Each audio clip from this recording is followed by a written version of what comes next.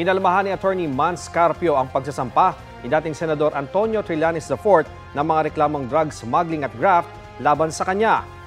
Sabi ng asawa ni Vice President Sara Duterte sa isang Facebook post, nakakadismaya na inuungkat pa ni Trillanes ang mga akusasyon laban sa kanila ni Davao City 1st District Representative Paulo Duterte kahit lumabas na sa dating hearing sa Senado na walang dahilan para ireklamo sila.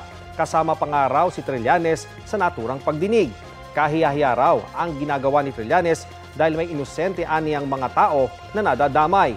Ang mga reklamo laban kay Carpio at sa iba pang akusado ay may kinalaman sa Shabu raid sa Valenzuela noong May 2017 kung kailan nabisto ang 6.4 billion pesos na halaga ng shabu.